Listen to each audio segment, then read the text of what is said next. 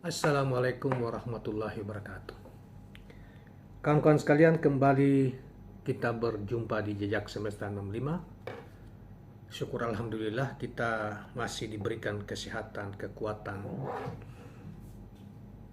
dan kesempatan dari Tuhan Yang Maha Kuasa, Allah Subhanahu wa Ta'ala, sehingga kita dapat melaksanakan kegiatan kita sehari-hari dengan sebaik-baiknya.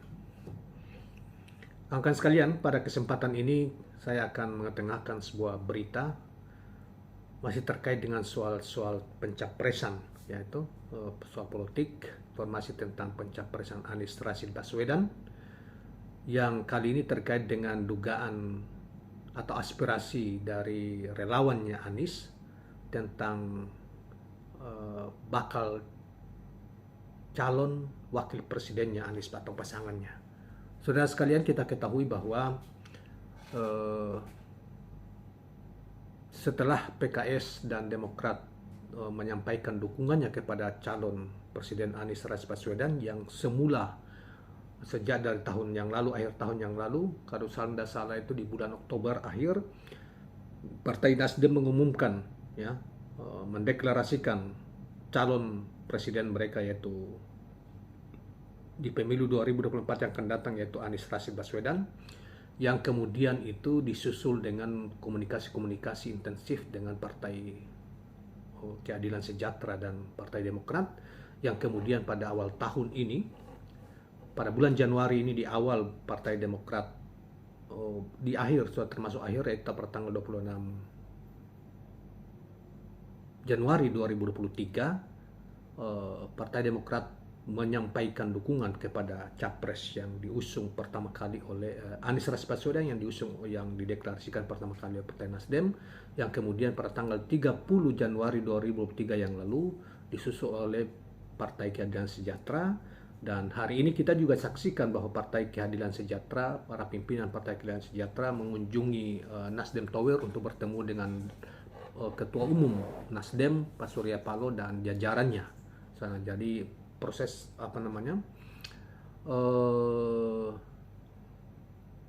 proses konsolidasinya terus berjalan. Saudara sekalian, setelah diyakini bahwa Anies sudah mendapat tiket, ya, walaupun belum diresmikan secara administratif, tiga partai ini berkumpul, dan rencananya katanya nanti kalau tidak salah itu pada bulan Maret yang akan datang, karena pada bulan Februari akan masing-masing itu juga kemudian masing-masing partai, terutama Partai Demokrat dan Partai PKS, akan juga mendeklarasikan itu dalam forum yang lebih tinggi untuk itu, yaitu misalnya Rakernas misalnya.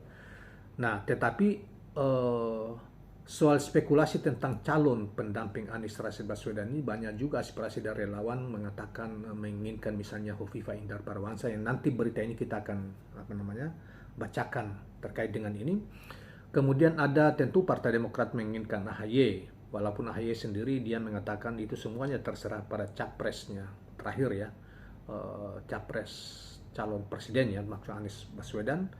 Ada juga spekulasi mengatakan ada mantan Panglima TNI Andika Perkasa dan bisa jadi yang lain, ya, dan sekalian. Tetapi mainstreamnya saya kira di dua ini, ya, AHY atau Hovifah, yang itu yang mainstream informasi yang berkembang, terus juga dukungan dari, ya, terutama kalau AHY terutama dari Partai Demokrat, kalau Hovifah mungkin juga terutama dari relawan dan partai tertentu, misalnya Nasdem atau apa. Tetapi walaupun untuk itu Nasdem tidak mengumumkan secara umum, tetapi dia menyerahkan kepada terserah Anies atau capres yang bersangkutan, capres yang mereka usung, yaitu Anies Rashid Baswedan.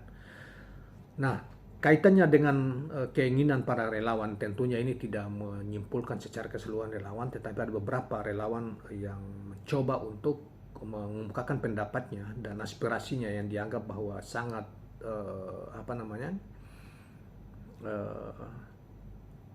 sangat prospek kalau dengan dengan Hovifah, karena Hovifah berbasis kultur Nahdlatul Ulama, dan itu bisa, apalagi dia seorang wanita dan seorang pemimpin Jawa Timur, yaitu gubernur sampai saat ini masih sebagai gubernur Provinsi Jawa Timur. Walaupun oh ya tadi kita lupa sedikit, sebetulnya ada secara personal orang-orang Nasdem yang misalnya berkultur Nahdlatul Ulama, misalnya Gus Coy misalnya di beberapa kesempatan wawancara di televisi dia mengatakan Khofifah lebih prospek karena supaya suara Nahdlatul Ulama dan wanita itu bisa diperkuat untuk kemenangan, memperkuat kemenangan. Walaupun AHY sendiri juga tentunya tidak juga dipandang enteng karena dia seorang anak muda yang walaupun pengalaman pemerintahannya belum, tetapi diharapkan ya dengan soliditas Partai Demokrat itu arus utama suara Demokrat itu bisa full ke Anies misalnya. Tapi itu di luar itu ya, saudara sekalian, ini itu hanya pengantar yang apa yang kita ini, tetapi yang kita mau ingin sampaikan pada kesempatan ini adalah berita tentang bocoran dari relawan Koalisi Perubahan bakal deklarasikan Anies Khofifah pada tanggal 11 Maret 2023. Itu judulnya yang kita ambil dari portal Demokrasi News tanggal 3 Februari 2023 hari ini. Baiklah kawan-kawan sekalian, kita bacakan beritanya. Bakal Capres Nasdem Anies Rashid Baswedan kini telah melampaui presiden threshold 20% pasca Demokrat dan PKS secara resmi mengumumkan dukungannya. Pasalnya Partai Nasdem memiliki 59 kursi atau 10,26%, Partai Demokrat 54 kursi 9,39%, dan PKS 50 kursi yaitu 8,70%, sehingga jumlahnya menjadi 28,35%. Deklarasi resmi atau penandatanganan MOU ketiga partai itu dikabarkan Februari ini, akan berlangsung pada bulan Februari. Sementara sosok yang akan mendampingi Anies, relawan memberikan bocoran bahwa kemungkinan akan diumumkan adalah pada tanggal 11 Maret mendatang. Pasca 3 partai Nasdem, Demokrat, dan PKS resmi menyatakan mengusung Anies Baswedan pada Pilpres 2024, kini tinggal menunggu waktu deklarasi. Dikabarkan 3 partai telah bersepakat mencalonkan mantan Gubernur DKI Jakarta Anies Baswedan dan Gubernur Jawa Timur Khofifah Indar Parawansa pada Pilpres 2024. Rekomendasi ini telah disetujui oleh partai pengusung dan para relawan se-Indonesia. Jadi ya seakan-akan sudah sudah disetujui oleh relawan se-Indonesia dan konon juga sudah disetujui oleh 3 partai, tapi ini kan kita baru informasi di bawah, belum diumumkan secara resmi. Terkait sosok pendamping Anies, ada sejumlah nama yang selama ini digadang-gadang termasuk dari pihak Demokrat. Ada Agus Harimurti Yudhoyono, AHY, dan dari PKS ada Ahmad Heriawan, Aher. Aher ini mantan Gubernur Jawa Barat ya, 2 periode. Namun Nasdem sendiri sebelumnya sempat membocorkan ingin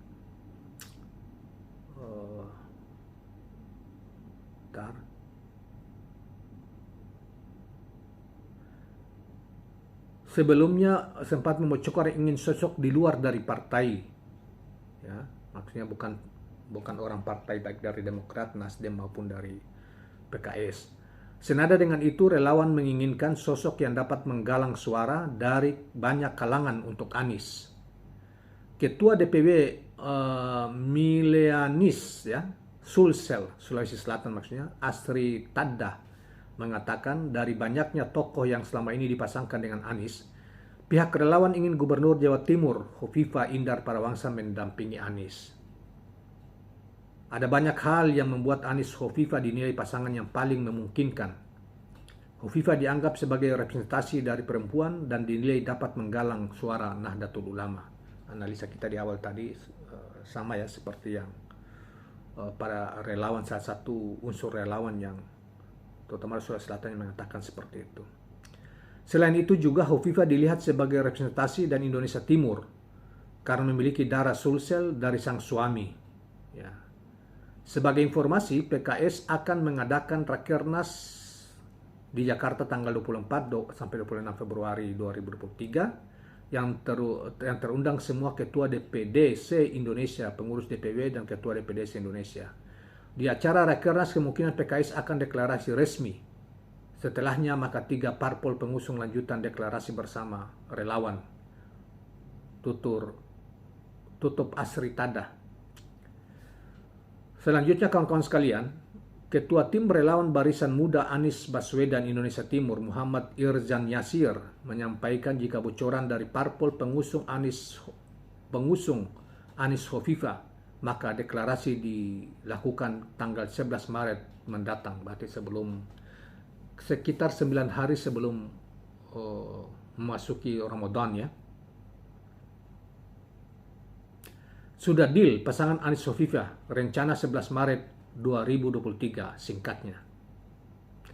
Sebelumnya Sekretaris PB PKS Sulsel Rustam Ukas menyampaikan bahwa usulan nama Khofifah sebagai cawapres dampingi Anies telah dibahas oleh rapat kerja wilayah PKS Sulsel, bahkan menjadi rekomendasi untuk disampaikan ke DPP PKS. Khofifah juga pernah menjadi salah satu usulan nama capres-cawapres dari PKS Sulawesi Selatan, kata Rustam Ukas. Menurutnya, setiap pengurus PKS seluruh wilayah diarahkan untuk mengirimkan nama-nama capres-cawapres yang akan diusulkan, dan ini menjadi masukan untuk DPP dalam hal ini menetapkan nama. Selain Khofifah dan PKS Sulawesi Selatan, nama yang lain ada Andi Amran Sulaiman dan Ahmad Heriawan. Ya, Andi Amran Sulaiman, saudara sekalian, adalah mantan Menteri Pertanian, seorang pengusaha dari Sulawesi Selatan, dan mantan Menteri Pertanian pada Kabinet 1 Bapak Joko Widodo, Kabinet pertama. Kemudian Ahmad Heriawan, sebagaimana saya mengatakan tadi, bahwa beliau adalah mantan Gubernur Jawa Barat 2 periode dari kader Tulen PKS. Ya. Tulen PKS, kalau saya tidak salah posisi beliau sekarang ini adalah anggota Dewan Syuro PKS. Anda salah. Nah, demikian kawan-kawan sekalian, itulah berita yang ingin kita sampaikan tentang beberapa aspirasi dari kalangan relawan, dan ada juga yang memastikan bahwa seakan-akan sudah deal bahwa pasangan Anies Khofifah itu sudah deal di internal partai maupun di kalangan relawan, dan siap dideklarasikan atau diumumkan pada tanggal 11 Maret 2022 yang akan datang, sebulan lagi. Sebulan lebih yang lagi. Berarti seperti saya katakan tadi, 10 hari kurang lebih 9 hari sebelum memasuki bulan suci Ramadan. Nah, kita tunggu aja apakah Khofifah atau AHY atau misalnya mantan Panglima TNI misalnya, atau Amran atau Aher. Andika Prakarsa, ya, mantan Panglima TNI yang lalu, Pak Andika Prakarsa, yang pernah juga menjadi salah satu usulan dari Partai Nasdem, salah satu capres ya. Ya bisa saja kita lihat, atau di luar itu yang belum disebut-sebut.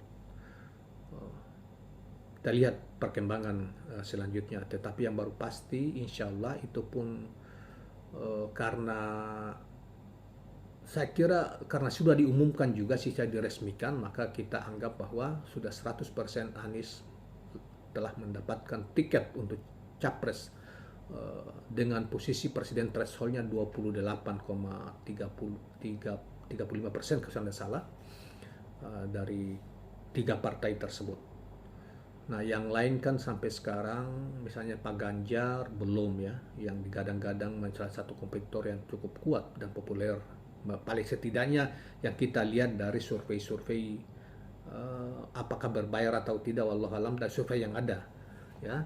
Kemudian Ibu Puan Maharani diduga juga dari PDIP, kemudian ada Prabowo Subianto yang sudah dideklarasikan oleh Partai Gerindra jauh hari dari tahun yang lalu, dan bersama PKB. Namun PKB kan ingin sekali untuk menjadi cawapresnya. Ketua Umum Caimin itu oleh PKB harga mati lah untuk menjadi cawapres dari Prabowo.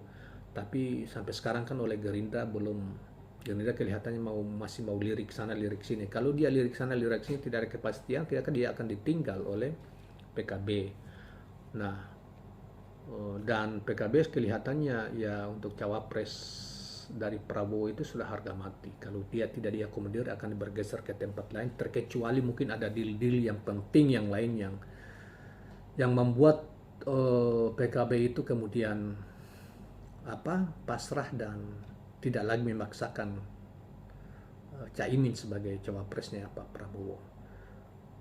Banyak juga yang menduga bahwa kalau KIB ini kan, ya ini sebagai tambahan saja ya, saudara sekalian, KIB ini kan sekarang agak redup ininya suaranya karena dua partai misalnya P3 dan PAN menginginkan cawapres Ganjar itu adalah Erick Thohir, sementara Golkar sejak awal telah mendeklarasikan Erlangga Hartarto sebagai, bukan hanya sebagai cawapres tetapi capresnya partai Golkar sebagai partai yang besar ya, partai pemenang pemilu kedua lah. Nah, jadi saya kira juga sulit untuk tidak meniadakan Erlangga dan tidak menempatkan, memberi posisi kepada Erlangga itu sulit untuk diharapkan bisa solid di KIB. Andaikan KIB itu bertahan sampai akhir, misalnya tetap Ganjar dan ininya siapa gitu loh, kan diduganya seperti itu. Nah, sementara PDIP sampai sekarang masih teka-teki, ada yang mengatakan Ganjar, ada yang mengatakan Puan gitu ya, Puan Maharani. Nah, inilah komposisinya sehingga kita belum bisa memprediksi ada berapa pasang. Kalau itu masing-masing bertahan, maka diperkirakan 4 pasang capres dan cawapres di pemilu 2024 yang akan datang. Nah, demikianlah kawan-kawan sekalian pertemuan kita kali ini. Jangan lupa subscribe, like, dan share channel ini. Assalamualaikum warahmatullahi wabarakatuh.